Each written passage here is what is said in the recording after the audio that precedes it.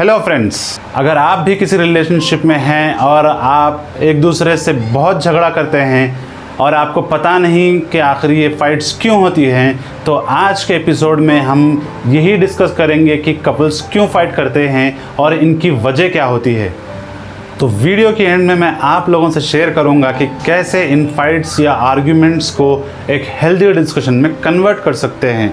तो वीडियो को एंड तक ज़रूर देखिए और अगर आप इस चैनल पर नए हैं तो इस चैनल को सब्सक्राइब कर बेल आइकन को ज़रूर प्रेस करिए ताकि आपको भी आपके सवालों के जवाब वाली वीडियोस की नोटिफिकेशंस मिलती रहें। तो चलिए शुरू करते हैं हमारा आज का एपिसोड, कपल्स क्यों फाइट करते हैं।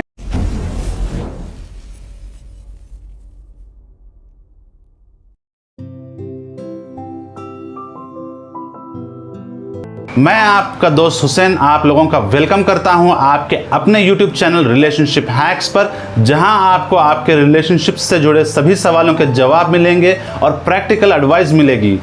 दोस्तों, किसी भी रिलेशनशिप को ख़राब करने में या उसको नुकसान पहुंचाने में सबसे बड़ा हाथ होता है हमारी फाइट्स या फिर आर्ग्यूमेंट्स का, जिससे हमारे मूड ख़राब होते हैं, हमारा दिन ख़राब जाता है और लगातार ऐसा होते रहने पर हमें ये फील होता है कि हम एक दूसरे के लिए नहीं बने हैं या फिर हम और एक दूसरे के साथ नहीं रह सकते। आप लोगों को जानकर हैरत होगी दोस्तों कि अक्सर कपल्स जो फाइट करते हैं वो सेम इश्यूज़ पर ही करते हैं। मशहूर अमेरिकन रिसर्चर जॉन गॉटमैन ने 40 साल इस सब्जेक्ट पर रिसर्च की, जिस दौरान उन्होंने 3000 कपल्स पर रिसर्च किया है। उन्होंने ये नतीजा निकाला है कि 69% जो इश्यूज़ होते हैं या झगड़े होते हैं वो कभी रिजॉल्व ही नहीं होते।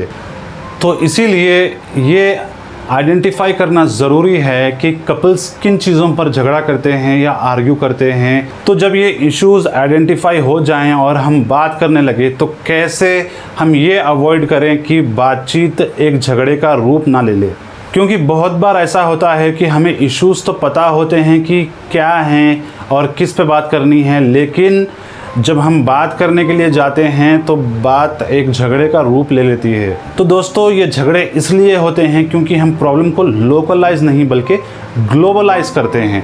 मैं समझाता हूँ कि इससे मेरा मतलब क्या है। लोकलाइज से मेरा मतलब है कि किसी इशू को या फिर फाइट को जो एक्चुअल प्रॉब्लम है या एक्चुअल बात है उसी तक महदूद या फिर उसी तक सीमित रखें। फॉर एन एग्जाम्पल दोस्तों, आपके पार्टनर काफ़ी घंटों से टीवी देख रहे हैं और आपको उनसे कुछ काम है या फिर आप उनसे कुछ करवाना चाहते हैं।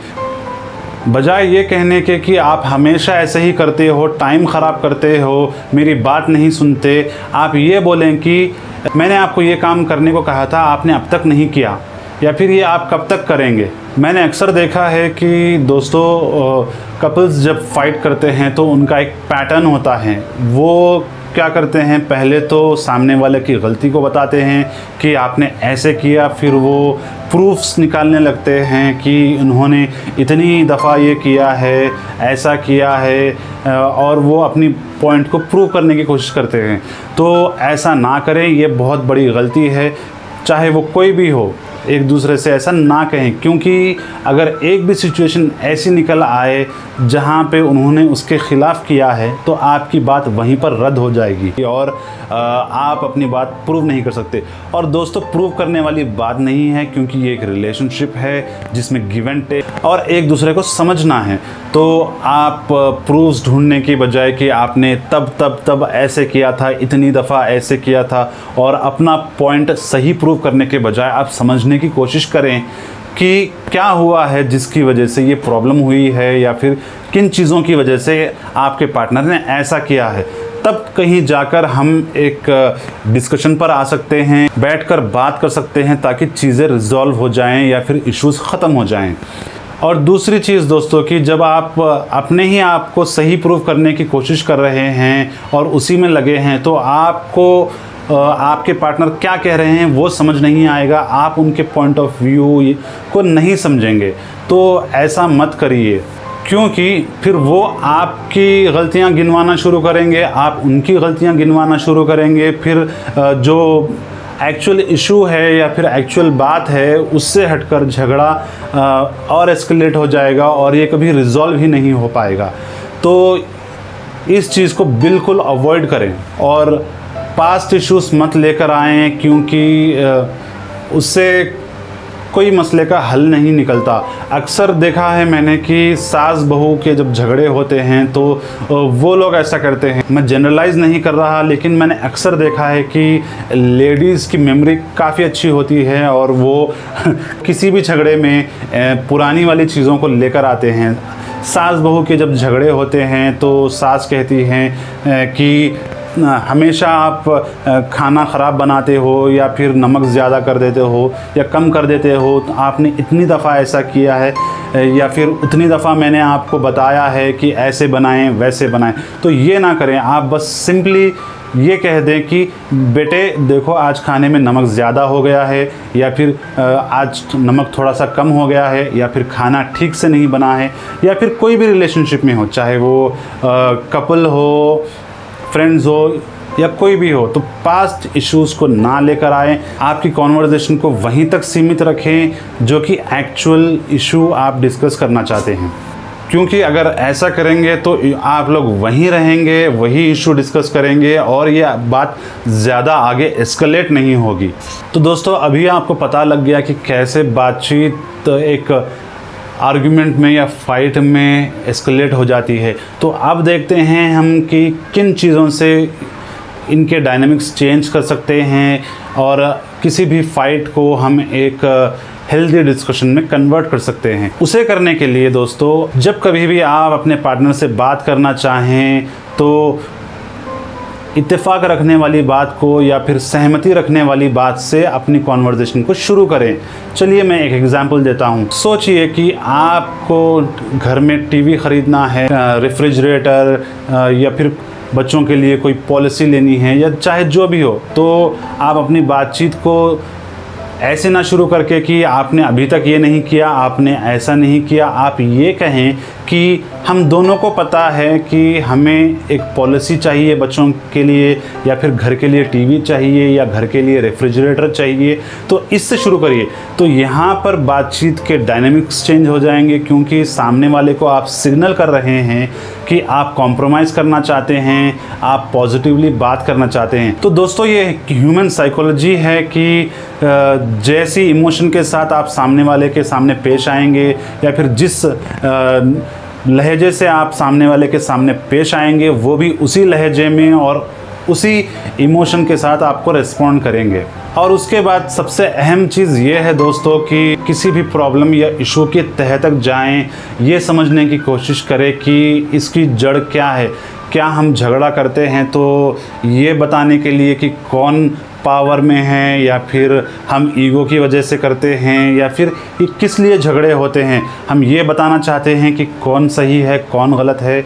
अब इससे मुझे हमारे भाई सैयद अली का कमेंट याद आया, उसका भी जवाब इसी में है। उन्होंने सवाल किया था कि ड्राइवर सीट में कौन होना चाहिए।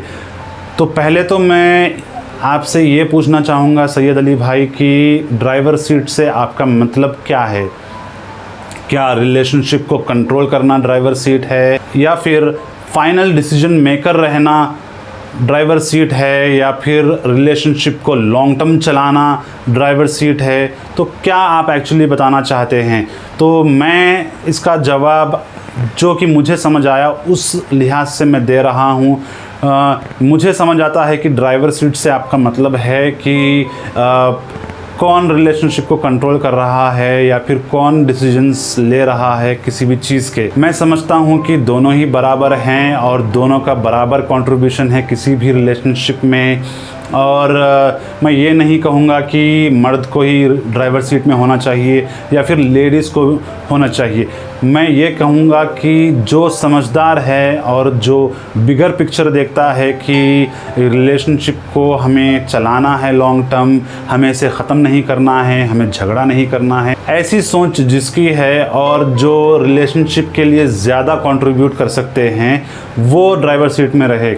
और दोनों में सबसे ज़्यादा समझदार है वो ड्राइवर सीट में रहे, क्योंकि मैंने ऐसे रिलेशनशिप्स देखे हैं जहाँ पर मेल पार्टनर ड्राइवर सीट में हैं, और मैंने ऐसे भी रिलेशनशिप्स देखी हैं जहाँ पर फीमेल पार्टनर्स ड्राइवर सीट पे हैं। दोनों ही सिचुएशंस में कई बार मेल पार्टनर्स रिश्ते को ख़राब कर चुके हैं और टूटने की कगार पर लेकर आ गए, और फीमेल्स जहाँ पर ड्राइवर सीट में हैं उन्होंने भी रिलेशनशिप का कबाड़ा कर दिया। तो ओवरऑल मुझे ये समझ आया कि जो समझदार है और जो रिलेशनशिप को ज़्यादा कंट्रीब्यूट कर सकता है वो जो है ड्राइवर सीट में रहे। और ये ज़रूर याद रखिए दोस्तों कि रिलेशनशिप तो गिव एंड टेक है, और प्यार इसी का नाम है कि हम सामने वाले को उनकी गलतियों के साथ, उनकी खामियों के साथ अपनाएं। जैसे कि एक माँ को अपनी औलाद कभी बुरी नहीं लगती, चाहे पूरी दुनिया ख़िलाफ़ हो जाए या फिर पूरी दुनिया कहे कि ये बदमाश हैं या फिर ये ख़राब हैं, तो माँ का प्यार ऐसे होता है कि वो अपनी औलाद से बहुत प्यार करते हैं और उनको उनकी गलतियाँ नहीं नज़र आती। तो आप भी अगर किसी को चाहें तो बेइंतहा चाहें, इतना चाहें कि उन्हें उनकी गलतियों के साथ, उनके खामियों के साथ उन्हें आप अपना पाएँ। और ये भी याद रखिए दोस्तों कि कोई भी इंसान परफेक्ट नहीं है। आपके अंदर भी कुछ ऐसे हैबिट्स होंगे, कुछ बुरी आदतें होंगी जो आपके पार्टनर को पसंद नहीं आती। जैसे कि जेंट्स की अक्सर आदत होती है कि वो कपड़े सीधे नहीं रखते, वो यहाँ वहाँ फेंक देते हैं। ये चीज़ फीमेल पार्टनर्स को बहुत बुरी लगती है, क्योंकि वो साफ़ सफाई करती हैं, उसके बावजूद वो जब देखती हैं कि चीज़ें यहाँ वहाँ पड़ी हैं तो उन्हें बहुत प्रॉब्लम होती है। तो इसे एक्सेप्ट करें और इसे ह्यूमरसली लें, मजाकिया तरीके पे लें। आप कहें कि जैसे विक्रम के पीठ से बेताल नहीं हटता, ये आदत भी मेरा बेताल है जो मेरे पीठ से नहीं हटती या फिर मुझसे नहीं छूटती। तो जब आप लोग एक सहमति पर आ जाएंगे कि कुछ चीज़ें हैं जो हमारी हैं, जो हम नहीं बदल सकते, तो इन चीज़ों पर आपके झगड़े नहीं होंगे और ये इश्यूज़ में कन्वर्ट नहीं होंगी। एक और ज़रूरी चीज़ दोस्तों, जब कभी भी आपके पार्टनर आपके पास आएँ कि आप उनकी मदद नहीं करते, उनकी कुछ कामों में हेल्प नहीं करते, तो झगड़ा करने के बजाय सिंपली आप कहें कि चलिए प्लान बनाते हैं कि आगे से मैं आपकी कैसे हेल्प कर सकूं या फिर कैसे मदद करूं। तो बात वहीं ख़त्म हो जाएगी और उसके डायनेमिक्स चेंज हो जाएंगे। बजाय झगड़े के वो एक हेल्दी डिस्कशन हो जाएगा। तो उम्मीद करता हूं दोस्तों आप लोग इस वीडियो में कई चीज़ों से रिलेट कर पाए हैं, कनेक्ट कर पाए हैं, और मैंने भी ये कोशिश की है कि कई सवालों के मैं जवाब दे पाऊँ। अगर आपको ये वीडियो पसंद आई है तो अपना प्यार इस चैनल को सब्सक्राइब कर बताएं, ताकि मुझे भी पता लगे कि मैं भी आप लोगों से कनेक्ट कर रहा हूँ और आपको वो कंटेंट पहुँचा रहा हूँ जिसे आपको ज़रूरत है और जिसे आप पसंद करते हैं। और आप नीचे कमेंट कर ये बताएं कि किन चीज़ों से आप रिलेट नहीं कर पाए या फिर किन चीज़ों में मैं और इम्प्रूव कर सकता हूं। तो मिलते हैं मेरी अगली वीडियो में। तब तक के लिए अपना और अपने पार्टनर्स का ख्याल रखिए। Stay home, stay safe. Bye friends.